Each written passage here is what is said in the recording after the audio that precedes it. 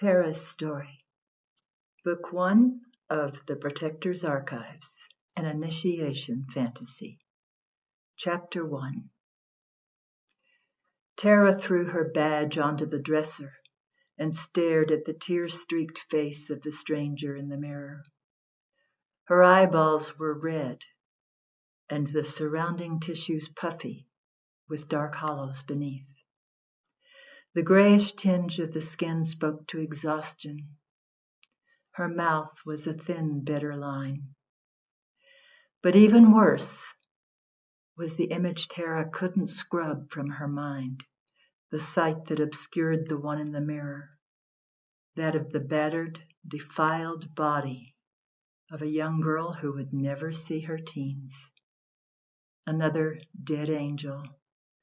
The serial killer still unidentified, still loose to strike again. The hollow in the pit of her stomach had expanded to envelop her heart. Dead. She felt so dead inside. How could she feel dead and still be suffocating with pain at the same time? Grief, rage, and confusion draped around her like a shroud, heavy and hopeless. This is not what I thought police work would be like. I thought I would be protecting girls like this, preventing their deaths, not cleaning up crime scenes after it's too late to help them. She snorted at who she'd been 20 years ago. How stupidly naive! The thought slipped into a sob that threatened to undo her tenuous grip on control. Terra wobbled over to the desk, sliding into the chair just before her knees gave way. She stared as images of Molokai scrolled across the screen of her computer. Dad. Sanctuary. She paused a moment to let her head stop spinning, then touched the keyboard to wake the system. Terra blinked to focus so she could see the Skype icon, then concentrated on steadying her shaking hand to load it. She inhaled, still shaking as she scrolled through the contacts. Kale Kano, yes. She had no idea what time it was here in Arlington, West Virginia, much less in Hawaii, except that it was dark, and she was so tired she couldn't feel her hunger. The familiar tones of voice over internet chimed once, then twice. Then just as she was about to give up hope, he answered. Terra, what is it, love? Kale's voice was alert and concerned. He always knows, she thought, relieved that the psychic bond between them was as strong as ever. Dad, she whispered, then coughed to clear her throat. Dad, I need help. Her voice was still little more than a whisper, punctuated with barely repressed sobs.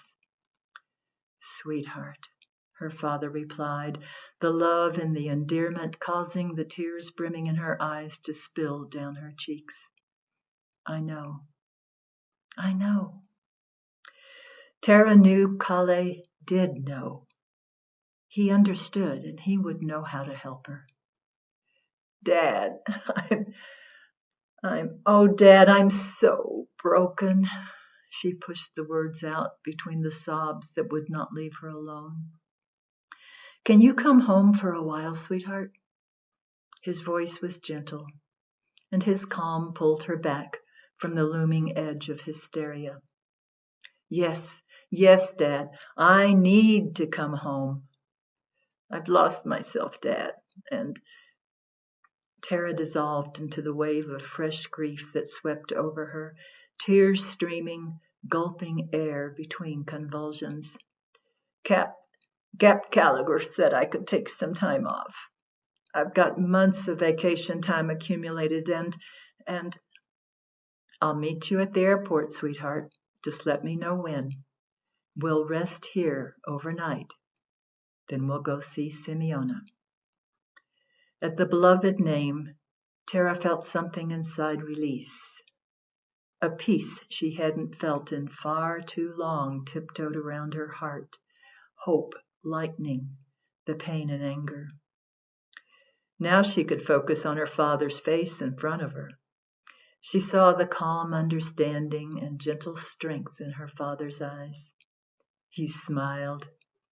"You're gonna be all right, sweetheart," he whispered.